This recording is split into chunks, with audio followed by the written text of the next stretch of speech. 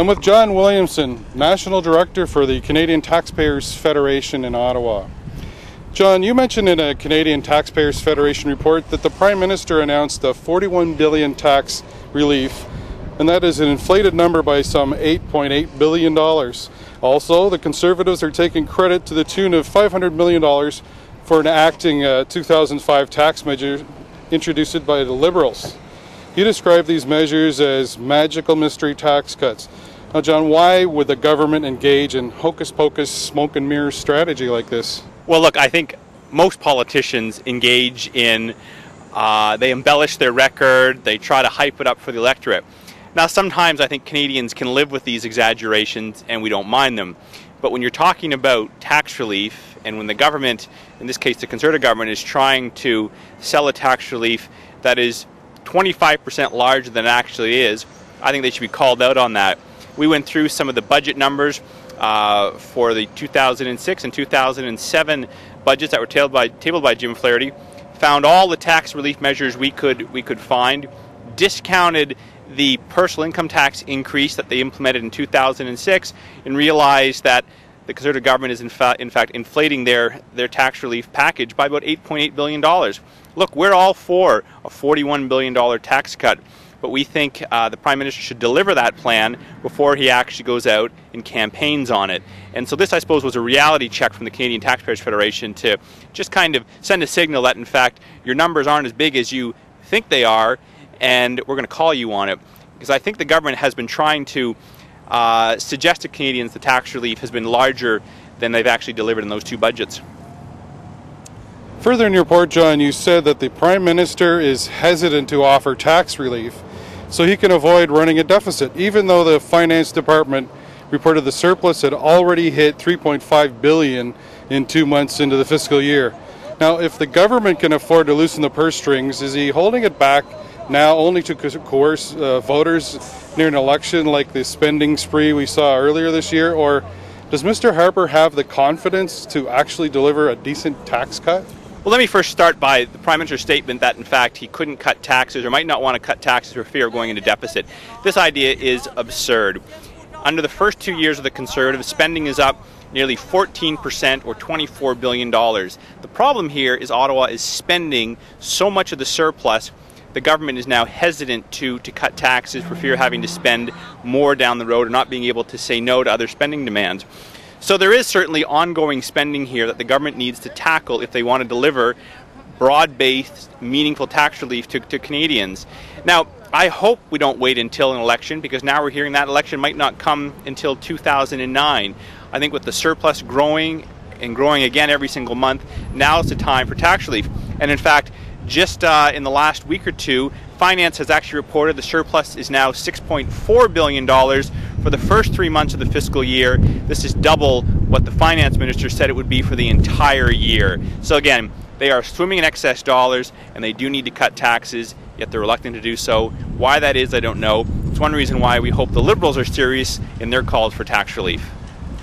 Finance Minister Jim Flaherty, you say, is reported to have complicated the tax code, kept marginal tax rates high, and done little to improve Canada's competitiveness or investment climate. Now, John, is this what Canadians want? Is this progress for the country? Well, it's certainly not progress, no.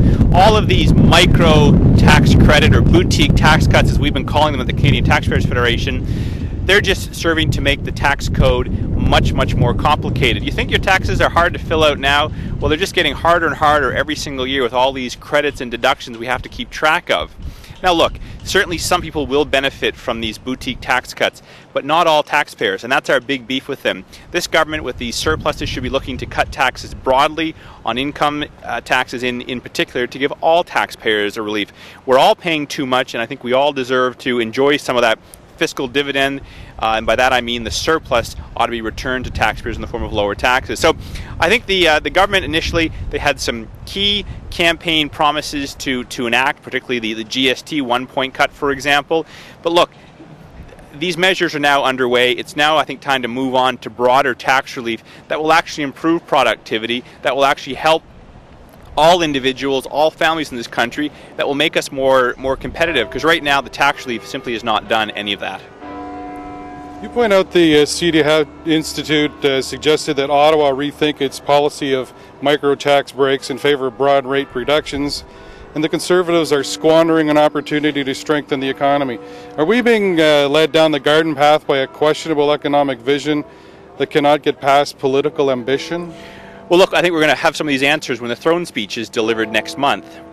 Right now, I think the government is able to claim, perhaps rightly, and rightly I think, that in fact they've delivered on most of their the 5 priorities from the last campaign. But they have to now get serious about delivering broad-based tax relief, I think, for all Canadians. And again, it's not just groups like the Canadian Taxpayers Federation that are saying their tax relief approach so far has not been stellar. You also have groups like the CD Howe, which has been critical of this boutique tax cuts. And the problem here, of course, is that as the Finance Minister Jim Flaherty focuses more on these small micro tax cuts, it does slowly chew up some of the fiscal room that Ottawa could use to devote to real tax relief that, again, would benefit all taxpayers. Again, we're pleased to see that taxes are coming down, but again, let's not kid ourselves. The government could be doing a lot more given the size of the surplus. Again, $6.4 billion in the first 3 months alone should send a signal to all taxpayers that Ottawa is still taxing us all too much.